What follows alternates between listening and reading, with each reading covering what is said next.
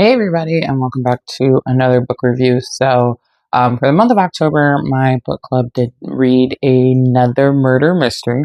You can just tell we love our murder mystery stuff. So of course we were reading a good murder mystery. This one is uh, another Agatha Christie, which we, for the most part, love Agatha Christie. And this one is The Secret of Chimneys, which I had to go look because, like, lately I've, like, gone through all of the Poirot TV show and all the Miss Marple shows.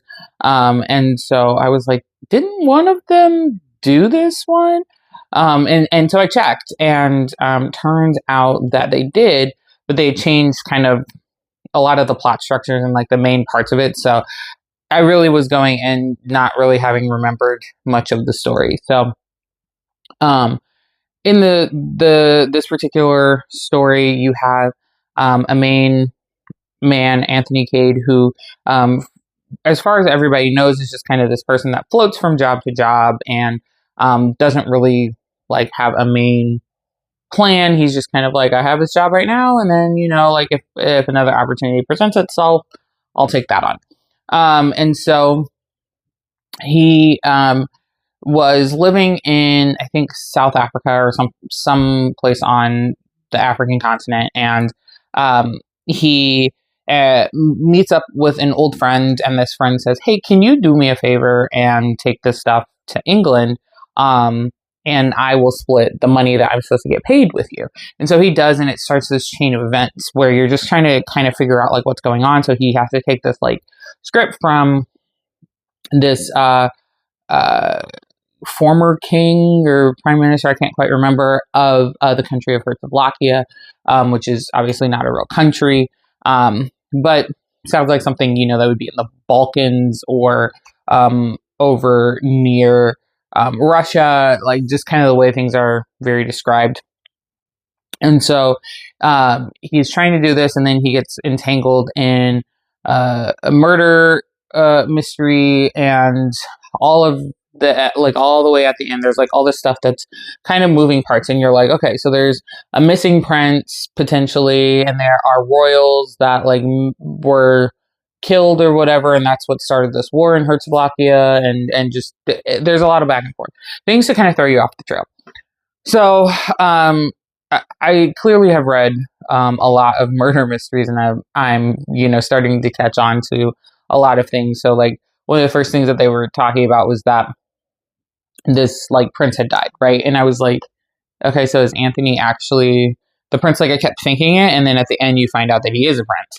And then they also talked about the two main king queen.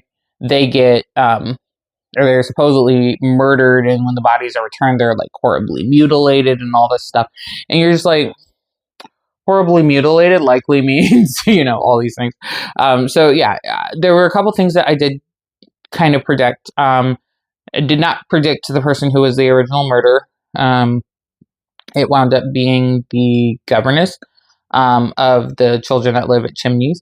But I did predict that the main character was actually more than he seemed, in this case a prince. I did predict that there may have been another person, another character who probably was involved in a way that like you don't expect. So yeah, it was a lot of that, but definitely a lot of moving parts, a lot of kind of moving towards this idea of like, yeah, royalty doesn't really work well in a lot of countries. And you can just kind of tell that it was written at a time where people are very like anti-royal families. And or you have this these countries that are like, we've been complete monarchies for so long, like what do you mean about democratic ideas or anything like that? And it kind of turns into these kind of like a bunch of mini civil wars that eventually get overshadowed by a bigger war. So yeah, it definitely hits on a lot of that from a historic perspective. I really like that. Outside of that, it's just a stereotypical murder mystery, nice, kind of easy read. which I always enjoy. Like, if you haven't figured out, I do read a lot of murder mysteries or things that kind of fall into that vein because they're easy and they're comfortable. Like, even in terms of like watching TV and stuff. Like, if I've like watched something that is a little more intense, I'll go find a murder mystery. That's like British because it's so comforting. So yeah, like overall for this book, because it's just a nice chill book, I definitely give it a 4. Um, it definitely wouldn't have been a 5, and I think part of it is that the book is older. It is definitely a product of its time, and so like a lot of the racial comments, I'm just like, oh goodness. So like they do get kind of tiresome, but again, it was written at a time where that was normal. And so I think that there are some things that, like just don't really work, in them. The other thing, or the other side of it is that, or the other reason I should say that I gave it a 4 is because I felt like, and this is me not knowing a whole lot about Agatha Christie. I did watch a little documentary, with, the guy that played Poirot, whose name is escaping me right now. First name's David Suchet. There it is. But in his documentary, he talks about Agatha Christie's travels and things like that, around what is called the British Commonwealth, which is really just a fancy way for saying white people took things over, also known as colonization. And she does a lot of traveling, partially initially because of her husband, and his job, but you see a lot of that show up in a lot of her stories. Things taking place in different locations, many of which were part of the British Empire. And it's almost like, to me, at least with this one, it almost kind of felt like she was trying to say that, like, yeah, we have these colonies and these commonwealths or whatever, but like she wasn't quite sure of them, or her feelings on them. So like I was trying to figure out if like maybe she felt like Britain shouldn't have had those, but that doesn't quite make sense, at least in terms of knowing history about the British Empire and things like that. So that starts to show up in this book, and I don't know. I should have looked, but I don't remember exactly where this book falls in like the grand scheme of like all of her writings. But it just kind of gave me that feel a little bit, and so I thought that was interesting. That I felt like she was trying to make some commentary on some of the Commonwealth areas. So yeah, that was interesting. But outside of that, basic murder mystery. I do wish that they had just like a standalone, either series or movie, because I'm a big fan of pretty much any Agatha Christie TV, but also it seems like this would have been one that they would have done, just because it doesn't involve any of her main kind of people. This is a separate one, but they haven't. So maybe sometime in the future. I certainly hope that they do. So yeah.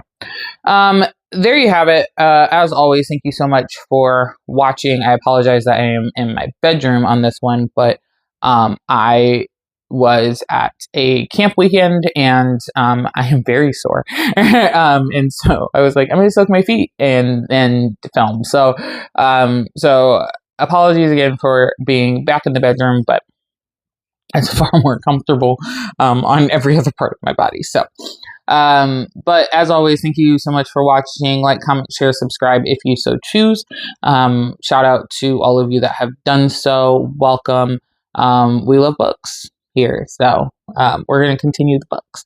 And then also, for those of you that follow my husband's channel, Cheshire's Top Cat, I don't know how much he has posted, but he is home now from the hospital.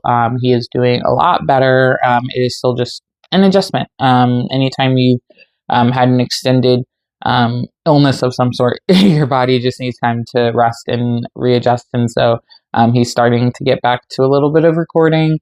Not a lot, but he is back home, and we both thank you so much for all your prayers and your love and support during this time.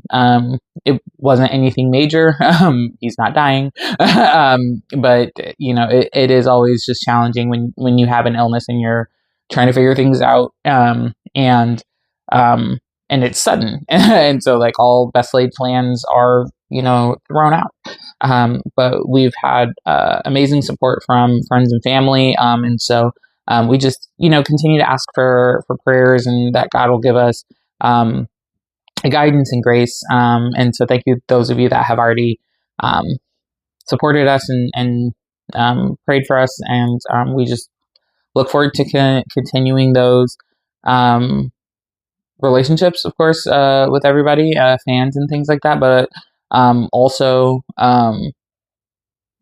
just keep us in your prayers. This is going to be a journey, and I'm always here for journeys and here for changes, but yeah, I just wanted to let everybody know he is doing better, and that's also partially why this video is a little later than normal. Not by much, but yeah, it's been a whirlwind couple weeks. So, but yeah, I think that's it. Yeah. So I will see all of you in the next book review, hopefully back in my office. Bye.